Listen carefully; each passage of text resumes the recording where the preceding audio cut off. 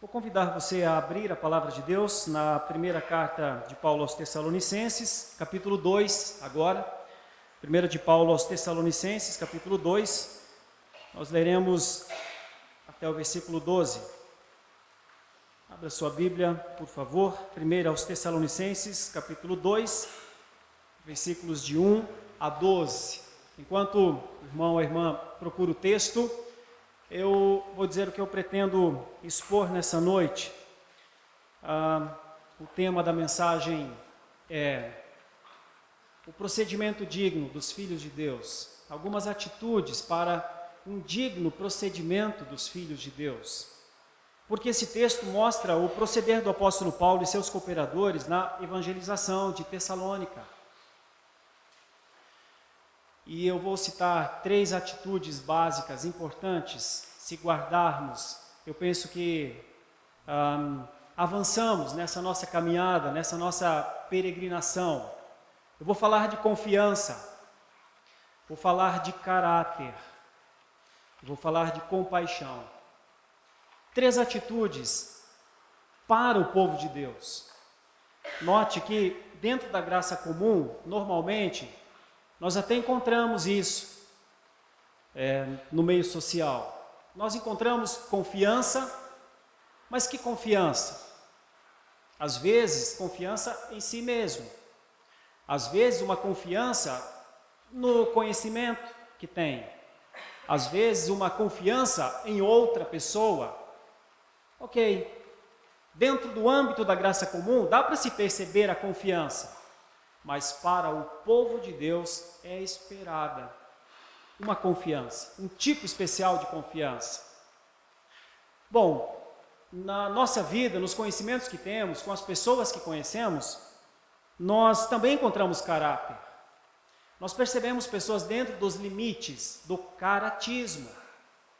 Percebemos que pessoas não ultrapassam certos limites, mas quais são os seus motivos? Por que não é comum o roubo?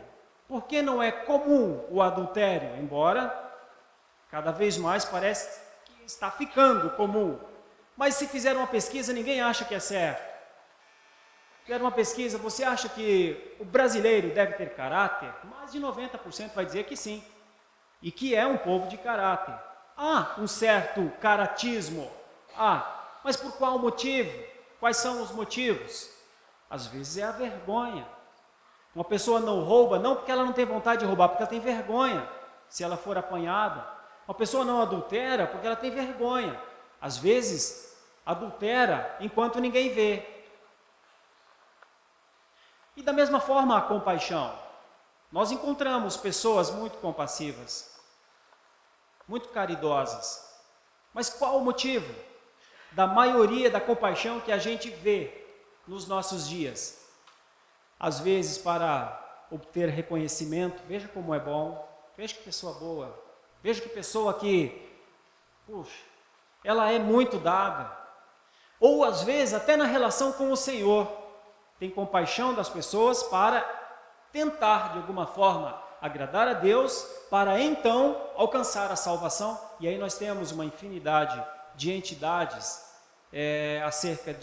que desenvolvem trabalhos de caridade. A maioria delas é motivada por isso, na busca pela salvação, colocando nas boas obras, então, a sua expectativa de salvação. Notem que é possível ver essas coisas, elas estão por aí, essas atitudes existem e de vez em quando nós até nos admiramos. Não deveria ser assim, nos admirarmos do que é certo, nos admirarmos só do que é necessário que se faça. Não deveria ser assim. Mas a cultura dominante dos nossos tempos, o egoísmo, o hedonismo e tantas outras coisas, tem levado a nós a uma hipervalorização de virtudes que, via de regra, era para ser comum. Agora, mais complicado, e muito mais difícil de explicar é quando estas virtudes não estão conosco. Não estão no meio do povo de Deus.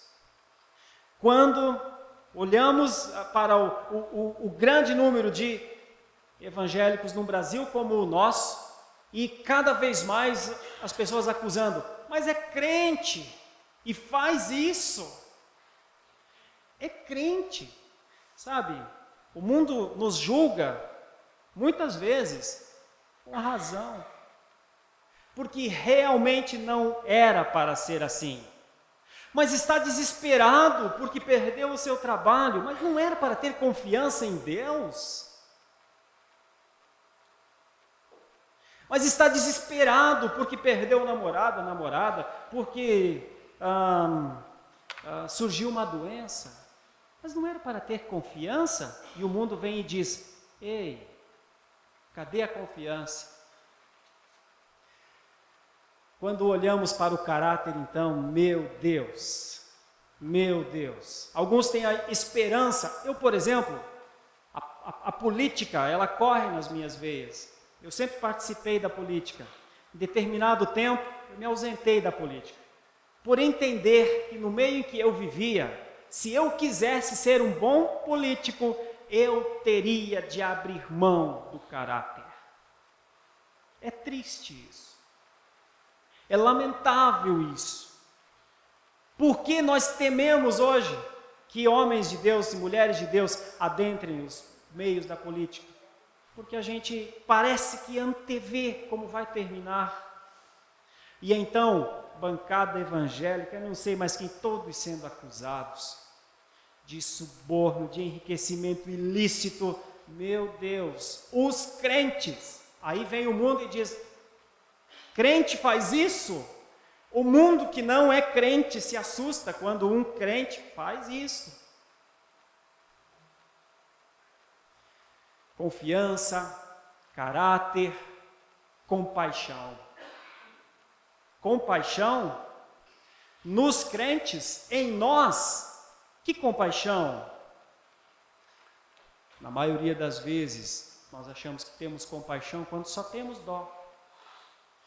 Não gostamos de ver as pessoas pelas ruas mendigando, não gostamos de ver as pessoas sofrendo nos hospitais sob um governo tirano que, ao invés de investir num povo de mais de 170 milhões de brasileiros, retrai os seus investimentos para a saúde, deixando-os, o povo, à mercê de hospitais com péssimas qualidades.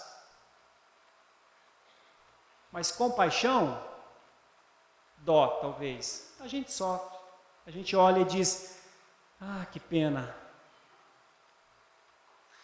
E assim nós vamos, e assim o cristianismo anda num Brasil com um percentual elevado de crentes, de cristãos.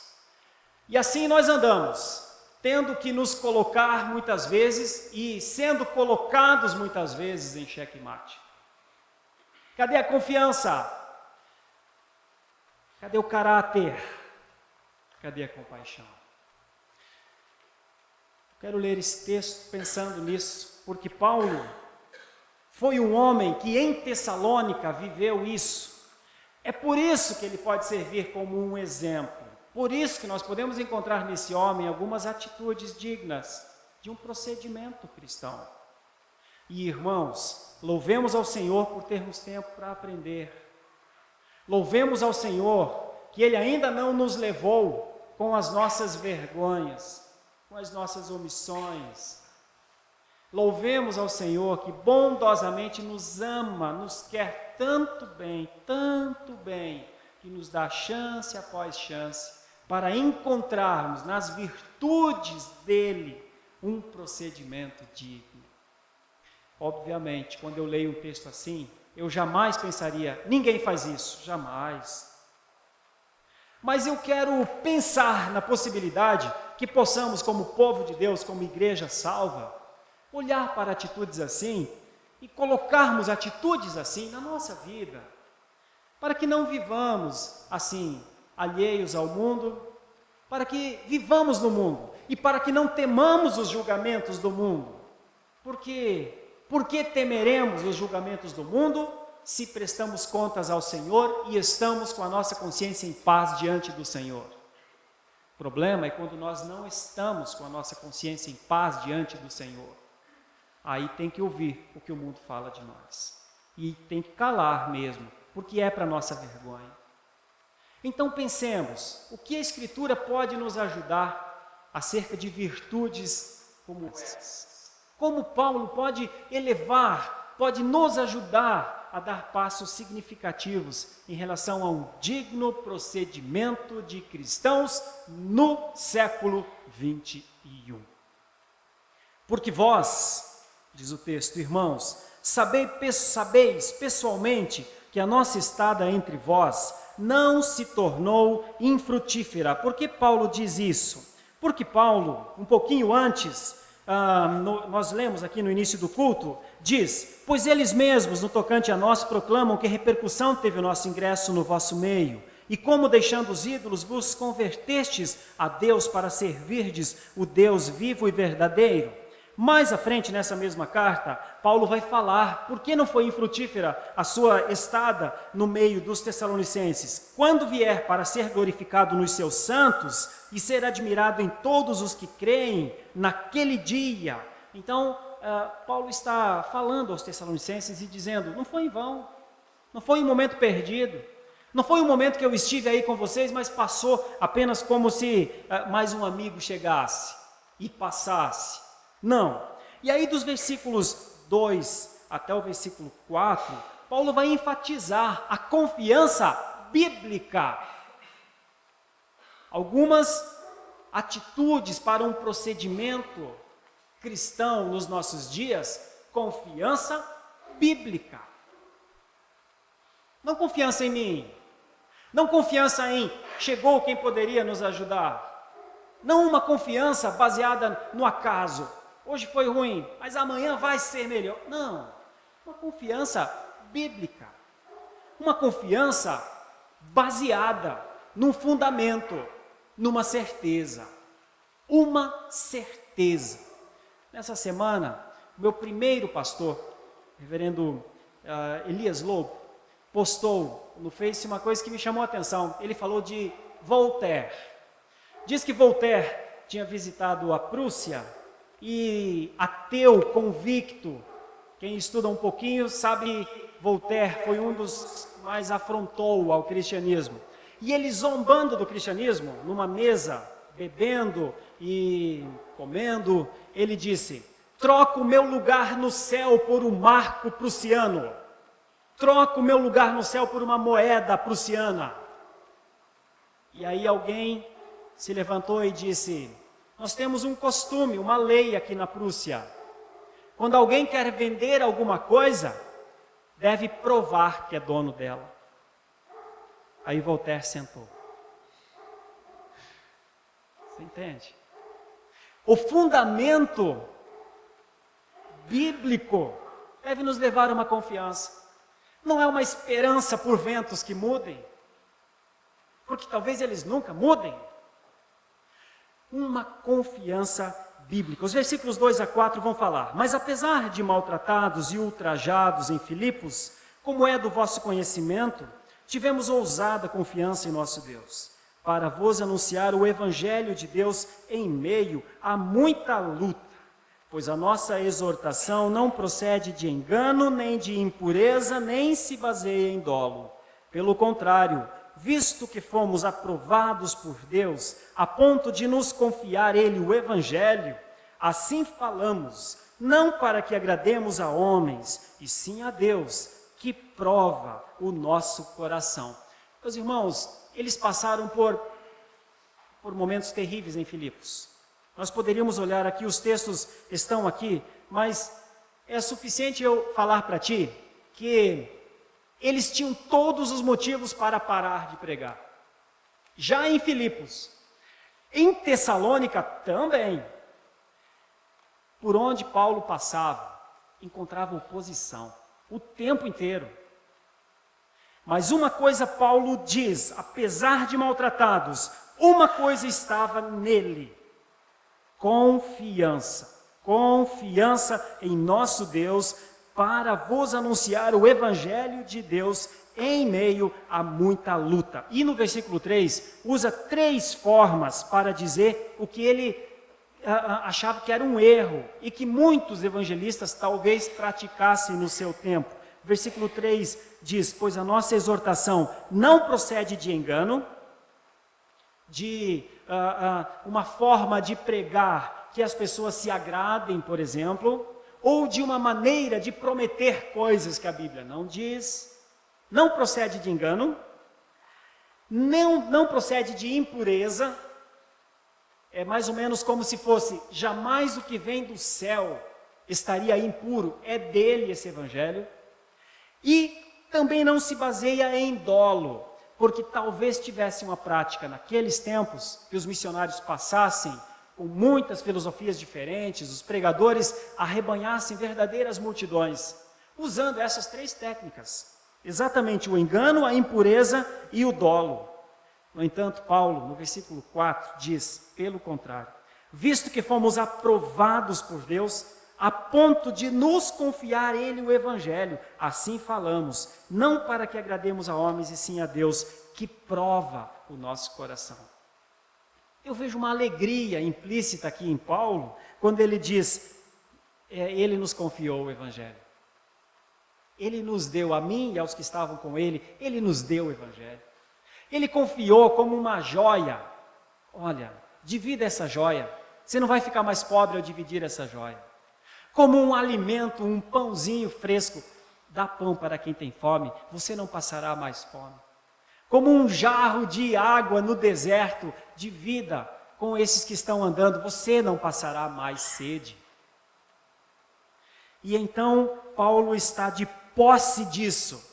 E de posse do Evangelho, ele sabe que ele precisa prestar conta ao dono do Evangelho.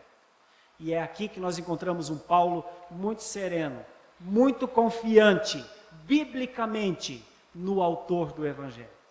Por causa disso, eu olho para o texto e vejo atitudes dignas do bom procedimento. E a primeira atitude é confiança bíblica.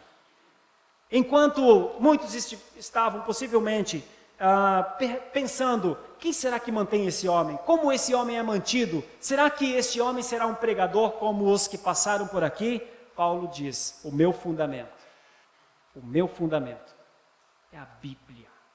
Eu sou um homem bíblico. Quando as oposições surgiram, e nós percebemos que o texto mostra maus tratos em todos os lugares, proclamação. Se estudássemos esse texto, nós veríamos que Paulo está numa viagem, e quando terminar a viagem, depois ele voltará pelos mesmos caminhos, apesar das oposições. Quando as pessoas poderiam questionar acerca da essência deste homem, por que ele estava em Tessalônica pregando, nós encontramos uma palavra de afirmação.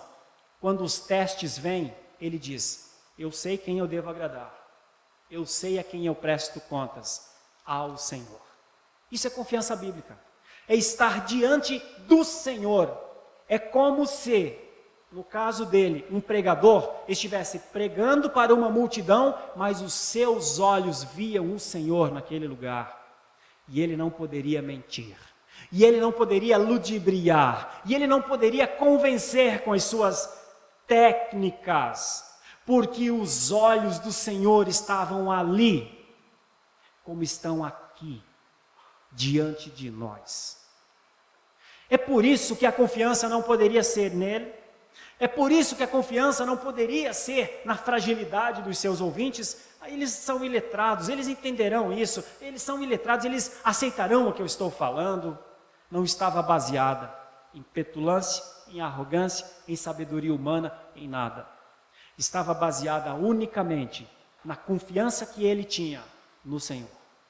Confiança bíblica é uma confiança no Senhor. Mais do que qualquer outro lugar seguro, há um lugar mais seguro do que todos os lugares, e é o Senhor. Primeira coisa, primeira atitude digna do bom procedimento, confiar no Senhor. Irmão, o que é confiar no Senhor? É ter a plena certeza que o Senhor está no comando e está comandando bem a sua vida, a sua igreja, o mundo e tudo o que nele há. Sabe o que é confiança no Senhor? É se deparar com a frustração, é se deparar com o inesperado, é se deparar com a tristeza, é se deparar com o imprevisto, e naquele momento ainda ter no arcabouço da fé, no tesouro de fé que está dentro de nós, uma palavra de glorificação. Louvado seja o Senhor. Sabe o que é confiar no Senhor? É cortar a murmuração da vida. Sabe o que é confiar no Senhor? É cortar a confiança em nós. Sabe o que é confiar no Senhor? É saber que Ele é o Senhor, que comanda absolutamente tudo, de um fio de cabelo ao peso que temos, à missão que temos no mundo, Ele está no comando de tudo. Olha, Paulo sofreu todas as oposições, mas ele diz, eu continuo. Paulo sofreu todas as pressões, mas ele disse, não paro. Isso é uma confiança. Isso é um exemplo. Isso é para a gente pensar, meus irmãos, acerca do que fazemos diante das coisas erradas que acontecem, que as pessoas fazem para nós, que o mundo faz para os crentes. Isso é para pensar, qual é o meu nível de confiança bíblica? Qual é o meu nível de confiança bíblica? O quanto eu atribuo verdadeiramente honra, glória, poder e soberania ao Senhor. E o quanto talvez eu duvide e diga, Senhor, não poderia ser assim. Senhor, não está certo isso. Senhor, eu não aceito isso. Ultimamente eu tenho ouvido bastante essas expressões, isso me preocupa demais no mundo cristão dos nossos dias. Eu não aceito. É difícil de lutar contra o Deus vivo quando Ele quer fazer as coisas, mesmo que não aceitemos.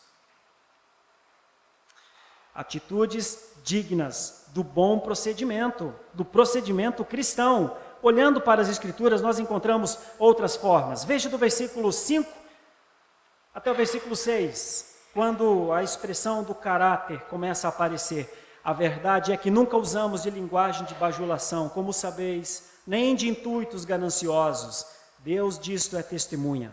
Também jamais andamos buscando glória de homens, nem de vós, nem de outros.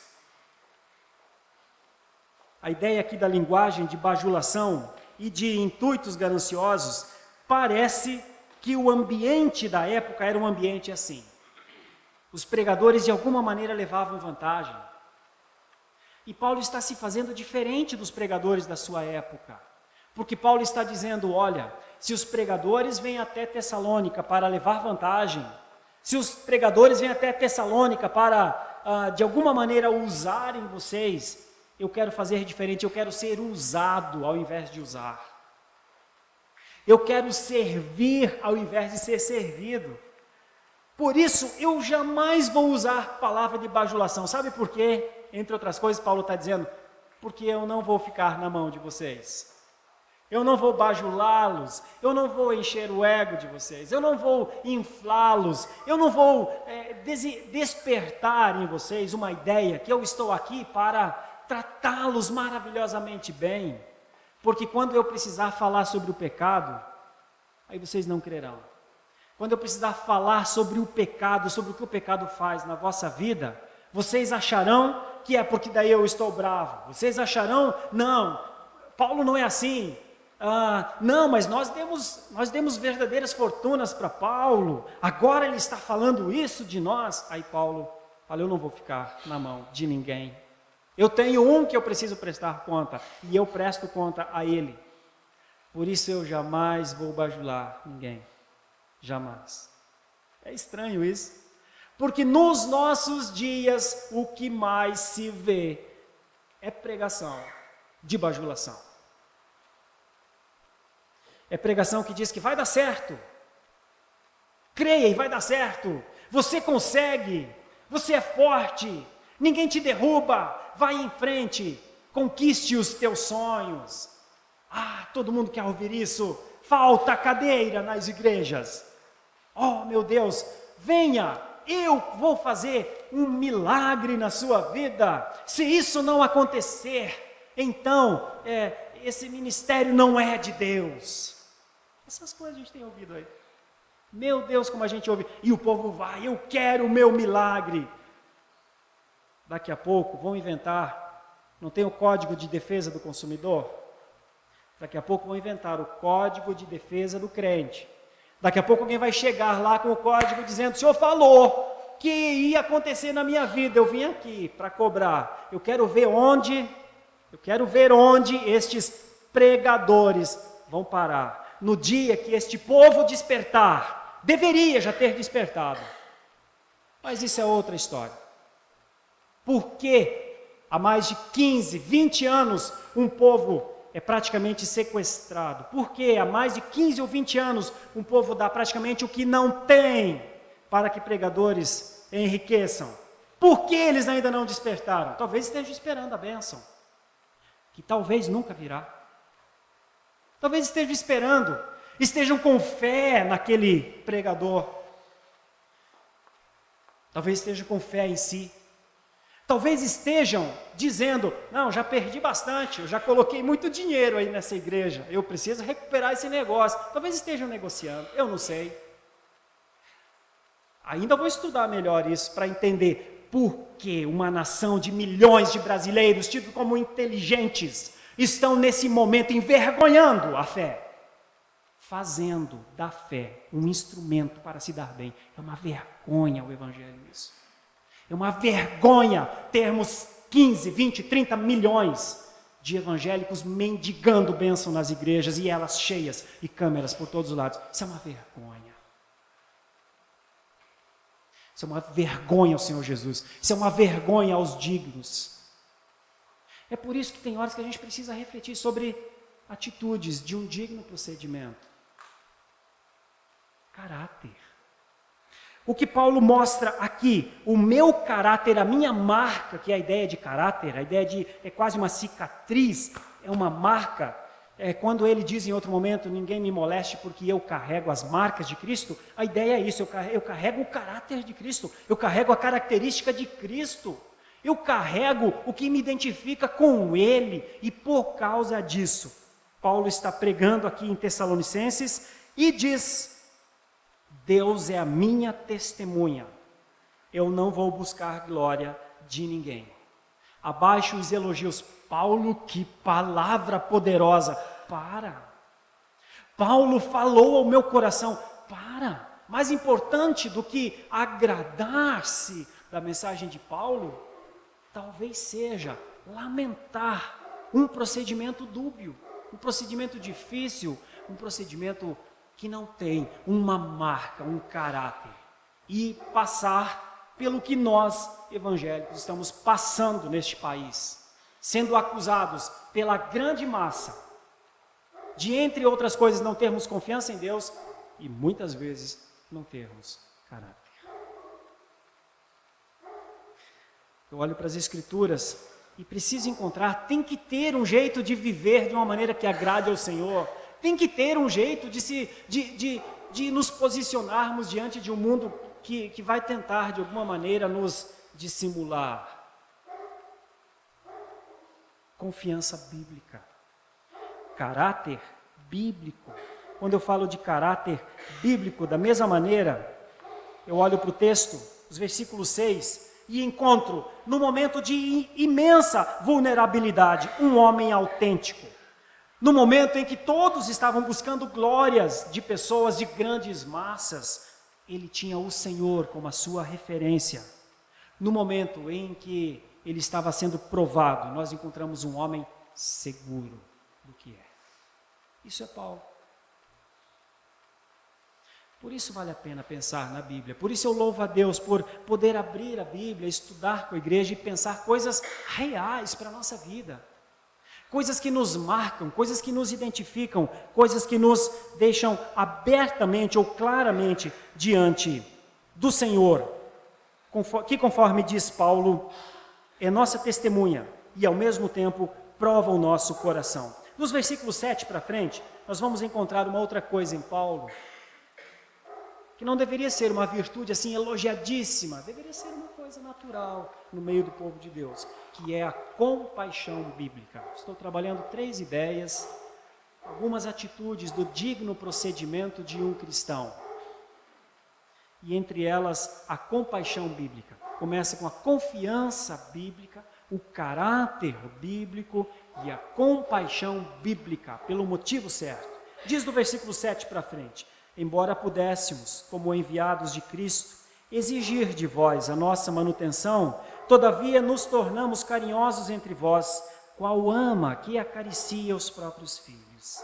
Assim, querendo-vos muito, estávamos prontos a oferecer-vos não somente o Evangelho de Deus, mas igualmente a própria vida. Por isso que vos tornastes muito amados de nós, porque vos recordais, irmãos, do nosso labor e fadiga, e de como, noite e dia, labutando para não vivermos à custa de nenhum de vós, vos proclamamos o Evangelho de Deus. Vós e Deus sois testemunhas do modo porque piedosa, justa e irrepreensivelmente procedemos em relação a vós outros que credes. E sabeis ainda de que maneira, como pai a seus filhos, a cada um de vós exortamos, consolamos e admoestamos, para viverdes por modo digno de Deus, que vos chama para o seu reino e glória. Olhar esse texto e perceber que do versículo 7 para frente, Paulo está dizendo uma coisa muito simples, muito fácil de entender. A Bíblia diz: o obreiro é digno do seu salário. O próprio Paulo, em determinado momento, agradece muito a igreja de Filipos, que diz: olha, quando eu estava em Tessalônica, nenhuma igreja se juntou a mim no sustento, mas vocês sempre enviaram as ofertas. Então, Paulo não está dizendo aqui, o que eu até já vi, e até motivo de discussões em alguns conselhos por aí, que os líderes, que os pastores não deveriam nem receber dinheiro da igreja para sobreviver. E por causa disso, ignoram uma coisa bíblica, um princípio bíblico, que Deus disse. E o próprio Paulo usa desse expediente. Só que aqui ele diz: mas de vocês, talvez por conta da situação lastimável da igreja de Tessalônica, da dificuldade enorme de Tessalônica, ele diz: de vocês, eu nunca quis absolutamente nada. Ele foi sustentado pelos de fora. E em Tessalônica ele disse: com vocês, talvez pelo contexto que nós não conseguimos saber claramente, mas ele disse: entre vocês eu fiz tendas. Entre vocês eu trabalhei dia e noite. Paulo não está negando o princípio da sustentabilidade. Paulo está dizendo: entre vocês eu não quis absolutamente nada. E a minha atitude com vocês, embora pudesse exigir a manutenção, nos tornamos carinhosos entre vós, como um pai, como uma mãe, como uma ama cuida dos seus filhinhos. A minha relação entre Paulo e a igreja de Tessalônica é familiar. A minha relação é de pai que cuida de filho. Por causa disso, não era nem só o evangelho que nós estávamos dispostos ou estamos dispostos a pregar, mas a própria vida dar. Isso que é um nível de compaixão a ser apreendido, a ser entendido, guardado dentro de nós. Porque vos recordais, irmãos, do nosso labor e fadiga, do esforço, como dia e noite trabalhamos, para que não fosse fardo, peso, aquela igreja com aquelas dificuldades.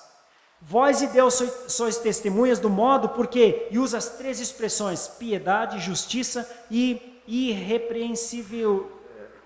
Ele diz: eu estive de maneira irrepreensível entre vocês, como um pai que cuida dos filhos. E por isso, talvez essa fosse, isso fosse a autoridade de Paulo naquele momento na igreja de Tessalônica. Usa 3 expressões com eles: exortamos, consolamos e admoestamos, para viverdes por modo digno de Deus que vos chama para o seu reino e glória. Ou seja, o nível de compaixão que eu procurei viver com vocês, vivam agora. O nível de compaixão bíblica que eu quis conviver com vocês de Tessalônica, sejam agora para os de fora. Amem a ponto de doar-se. Amem a ponto de gastar, de entregar tempo. Amem a ponto de considerar a outra pessoa, o necessitado, verdadeiramente alguém que tem valor. E então não teremos apenas dó das pessoas, mas teremos compaixão. Quando de alguma maneira algo sai de nós para alguém, é uma evidência de compaixão. Quando não sai nada de nós, é só dó. Aí nós olhamos para o texto e podemos pegar essa última ideia aqui. Além da confiança bíblica dos versículos 2 a 4, além do caráter bíblico dos versículos 5 a 6, também a compaixão bíblica. Docilidade, entrega, trabalho, paternidade. O que Paulo foi fazer em Tessalônica, que era tão diferente da maioria dos pregadores que passou por lá, era um homem de compaixão bíblica. Não era um homem que era compassivo para de alguma maneira ganhar as pessoas, ter boa fama, as pessoas o conhecerem como aquele que faz grandes doações. Não. Tinha em mente o Senhor. Olhava para o Senhor. O que fazia diante dos olhos do Senhor. Fazia além daquilo que lhe era esperado, porque estava diante dos olhos do Senhor. Eu caminho para a conclusão aqui, meus irmãos, numa expectativa de ler a vida de Paulo, mais ou menos assim: uma vida de acordo com a natureza do evangelho que proclama. Você sabe quando os cristãos brasileiros não ficarão sob a espada do mundo, sob o julgamento do mundo? Quando a vida deles for de acordo com a natureza do evangelho que proclama. Coragem em meio às oposições, fidelidade ao que foi confiado, um padrão a ser seguido. Por isso, Paulo pode deixar alguns bons exemplos para nós. Porque ele viveu. Por isso ele pode consolar, admoestar e exortar a igreja de Tessalônica, porque antes ele viveu. Sabe qual é a maior autoridade do cristão diante do mundo? A sua vida. Sem vida, não adianta pegar a Bíblia e falar, diz aqui na palavra de Deus. Não adianta. Sem vida, sem confiança bíblica no Senhor, não adianta falar, confia. Se quando você passa, não confia. Não adianta falar, veja esses evangélicos fazendo essas coisas, se quando precisar for multado por um guarda, colocar R$50 junto da carteira de motorista. Não adianta falar, olha, é verdade, nós deveríamos nos doar mais ao mundo, se nem as nossas roupas que nós usamos dentro de casa, nós não trazemos para fazer doação. Aliás, irmã William pediu que eu reforçasse isso hoje. Tem uma campanha do agasalho em andamento. E eu lembrei agora. E já estou falando que é para não esquecer. Irmãos, compaixão é isso. É quando a gente vai lá no roupeiro e diz, está aqui, vou levar. Não é assim, meu Deus, esse povo, mas está fazendo frio mesmo. Puxa, que sofrimento. Isso é só dó. Isso nem virtude é. Mas nós olhamos para um homem aqui, que tinha uma vida de acordo com a natureza do evangelho que proclamava. Ainda como conclusão, o que é essencial para nós diante de um país incrédulo acerca da nossa fé, meus irmãos?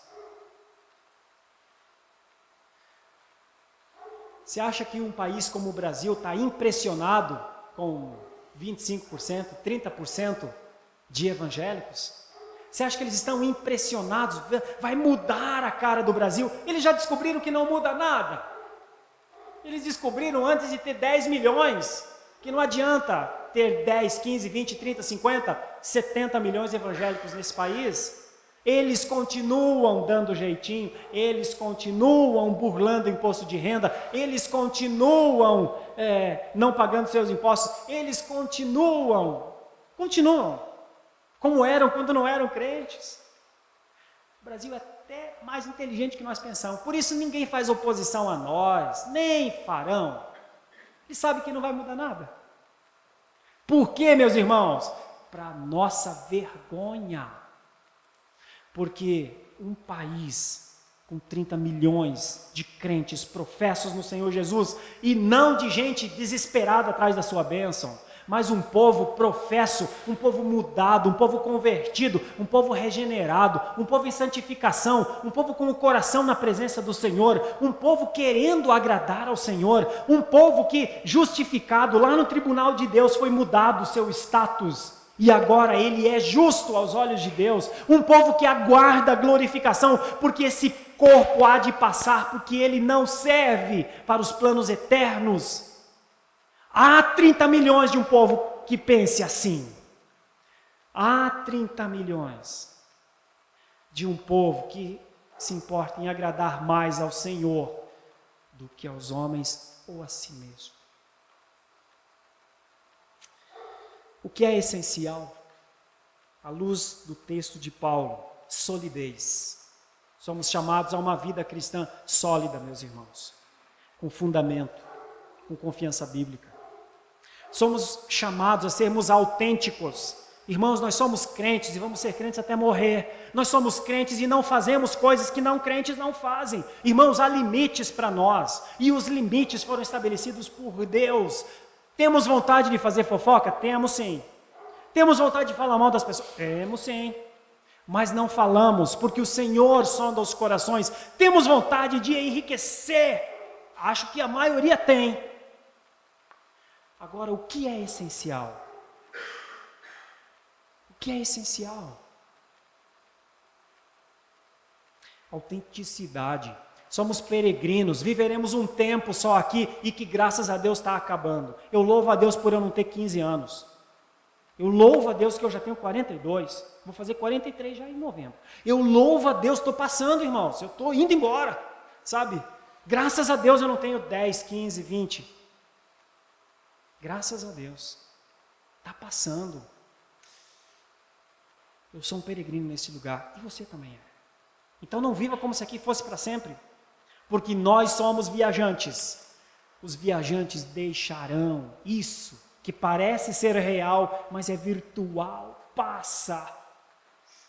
Sejamos cristãos autênticos, olhando para frente. Eita, novos céus se aproximando, nova terra, céu de Deus, está chegando. O tempo da glorificação está próximo. Que maravilha! As promessas vão se cumprir. Irmão, deixa eu falar uma coisa muito séria para ti.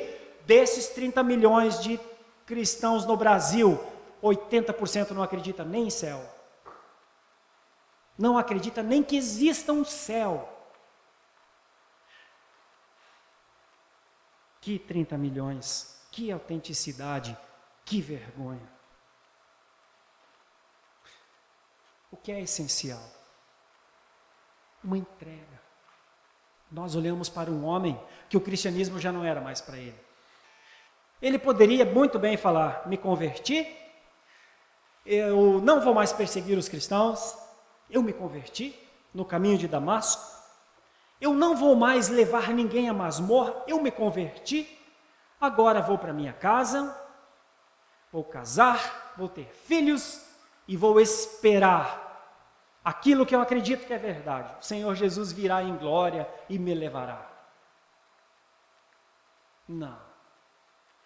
O cristianismo já não é mais para ele. Outra coisa terrível, estranha dos nossos dias, um cristianismo em si mesmado, um cristianismo para si, um cristianismo de pessoas ávidas por serem abençoados, e muitas vezes dizem: Senhor, me abençoa, porque se o Senhor me abençoar, eu vou glorificar o teu nome, eu vou dar glórias a ti, eu vou... Irmãos, isso se assemelha quase a uma picaretagem. Isso se assemelha assim a tentar convencer Deus a abençoar, porque daí vai dar glória ao Senhor. Saiba que o Senhor não precisa da glória, viu? Saiba que o Senhor não está nem aí para esse tipo de glória, meus irmãos. Saibamos que a glória do Senhor, que a graça do Senhor, que o que o Senhor independe de qualquer coisa que nós façamos ou falemos para Ele. O Senhor não está à espera de uma oração muito agradecida por uma bênção, não, meus irmãos. O Senhor dá liberalmente aos seus amados até enquanto eles dormem. Essa é uma boa expressão para entender que muitas vezes as maiores bênçãos do Senhor nem pedidas são.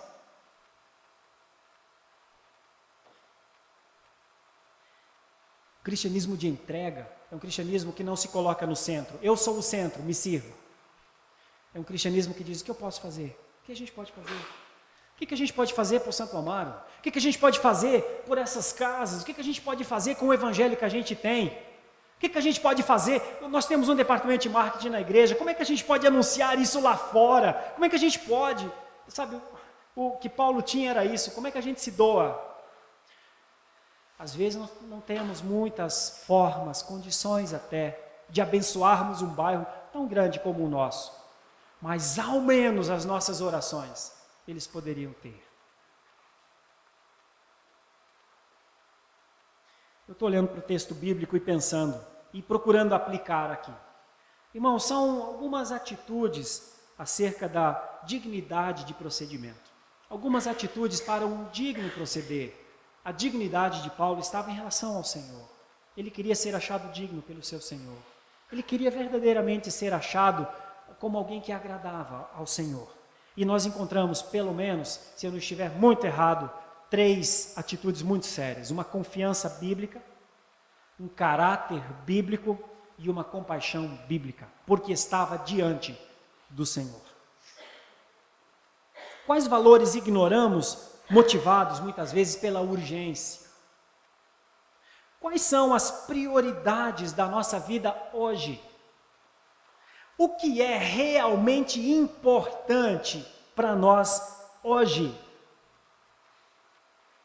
Alguma coisa que precisamos mudar, irmãos? Amada igreja. Alguma coisa que precisa ser mudada na nossa vida? Queremos? Queremos? A minha oração como pregador, aprendiz, que graças a Deus já passou dos 40, que já está dobrando o cabo da Boa Esperança, que graças a Deus tem uma esperança, é que a igreja possa olhar para o Senhor mais do que para o mundo de hoje, que a igreja possa olhar para o Senhor mais do que para si mesma, que a igreja possa olhar para o Senhor e se perguntar, eu como parte dessa igreja, vivo num digno proceder? Nós como parte integrante dessa igreja militante, guerreira, que tem uma meta por cumprir, vivemos dignamente, porque é o que Paulo termina esses versículos, é como ele termina, para que vivam de modo digno do Evangelho. Talvez seja o grande desafio, meus irmãos, encontrarmos no paradigma maior, encontrarmos no prumo que é colocado do nosso lado, que é uma ideia interessante que Amós usa, lá no Antigo Testamento. O texto bíblico diz assim: um prumo foi colocado ao seu lado. O que o prumo faz? O prumo mede, mostra se nós estamos retos ou tortos. O paradigma é esse, é o do prumo que é colocado no nosso lado. Como está a nossa vida? O que realmente é importante para nós? Nós estamos fazendo o que é importante ou estamos sob a tirania da urgência? Nós estamos realmente dispostos a ouvir o Senhor e querermos agradar ao Senhor? Ou passamos a achar que esse cristianismo que está sendo vivido aí fora, eu não vou mexer com ninguém, cada um faz o que quer, vai ver que até certo é. Paulo foi um homem que se posicionou. E a minha oração é que a igreja presbiteriana de Santo Amaro seja uma igreja que se posicione, que não tenha medo do prumo que está colocado ao seu lado. De homens e mulheres que dentro dos seus lares, com os seus filhos, amem mais ao Senhor do que muitas vezes a defesa de se estar certo. Amem mais ao Senhor que sonda os corações do que a impressão que a gente tenha de passar para o mundo. Irmão, só tem uma impressão que nós temos de passar ao mundo, e eu arrisco dizer que é a de resistência. Só tem uma posição que nós temos que passar ao mundo. Alguns julgam que ser simpáticos ao mundo é a forma de ganhar o mundo. Porque lá em Atos está escrito que contavam com a simpatia de todo o povo. Não, meus irmãos. Eles talvez ganhassem ou tenham então adquirido a simpatia do povo exatamente porque não abriam mão dos absolutos bíblicos. Exatamente porque se posicionavam como filhos de Deus. Exatamente porque passavam, inclusive, para a sociedade até como canibais, porque participavam da ceia. E falavam então que comiam o corpo e tomavam o sangue do Senhor Jesus. E então chamavam aquele grupo de canibais até. Irmãos, eles ganharam a simpatia sendo autênticos. Eles ganharam a simpatia sendo sólidos. Eles ganharam a simpatia entregando o cristianismo que eles receberam. Foi assim que eles ganharam a simpatia. Não foi aceitando, não. Eu poderia gastar um tempo enorme sobre esse absurdo que está acontecendo hoje aqui na nossa cidade. Mas como eu já imagino que você também acha que é um absurdo, eu nem vou citar. Há atitudes dignas para um procedimento cristão. Que o Senhor nos ajude, tenha misericórdia de nós. Que o Senhor nos ajude a não sucumbir, a não achar que os absurdos são normais e que é até legal, que é moderno, que vá para o espaço a modernidade, irmãos. Que o que é politicamente correto, fique com eles, irmãos. Mas o cristão é chamado a uma vida que agrade ao Senhor. Eu quero te convidar a isso. Meu irmão, se tem uma aplicação que eu poderia fazer nessa noite caminha com a sua vida para a dignidade, de tal maneira que o Senhor se agrade de ti, e então terá valido a pena viver, mesmo que em meio às aflições e às perseguições. Caminhe com a sua vida para mais perto de Deus, mais perto do que foi ontem.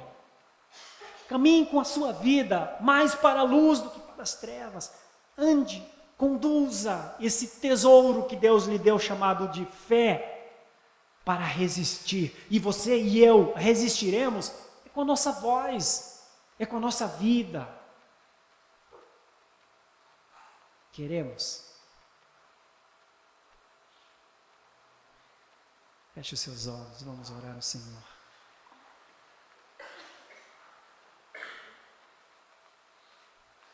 Senhor Deus, várias vezes enquanto eu estava aqui meditando com os meus irmãos, me vinha à mente aquele momento em que Isaías entrou no templo e aquele templo estava tomado por uma coisa que não era de homens, porque a glória do Senhor assistia naquele lugar.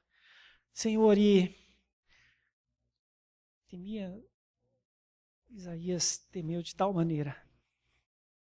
Ele sofreu como pessoa e ele lamentou e até pensou que a glória o consumiria, porque ele estava diante do Senhor.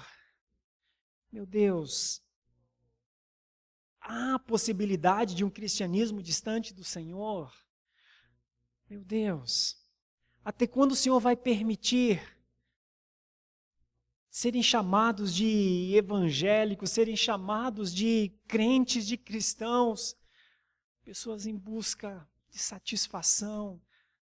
Senhor, até quando o Senhor vai permitir que pregadores ludibriem, enganem e praticamente vivam extorquindo o povo de Deus? Senhor, se este povo é teu, a minha oração, a minha intercessão é que o Senhor abra os olhos, Abra os olhos, Senhor, desse número tão grande de evangélicos nesse país. Abra os olhos. Abra os olhos para te contemplar, a tua beleza, a tua provisão. A tua provisão, que é tão melhor do que essas teorias de prosperidades inventadas nesses últimos tempos.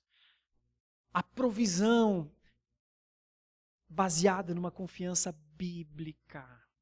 Meu Deus, abra também os nossos olhos, Senhor, para que possamos viver esses tempos discernindo entre o bem e o mal, discernindo entre o que te agrada e o que te desagrada. Eu sei que o Senhor ama o seu povo, eu sei que o Senhor ama a sua igreja, eu sei que o Senhor está neste lugar, eu sei que o Senhor ama os seus de maneira incondicional, eu sei disso. E eu quero interceder para que neste amor o Senhor continue a falar aos nossos corações, para que não vivamos um cristianismo de praxe, um cristianismo acostumado, um cristianismo cadenciado, um cristianismo sem vida, um cristianismo retórico, um cristianismo... Ah, não, Senhor, tira-nos disso, se acaso o Senhor encontrar alguém de nós vivendo assim. Mas permita a nós, Senhor, um cristianismo de confiança, de caráter, de compaixão. Permita-nos a nós o privilégio de um cristianismo sólido, autêntico, entregue. Permita a nós um cristianismo que vale a pena sofrer, se preciso for. Permita, eu te peço.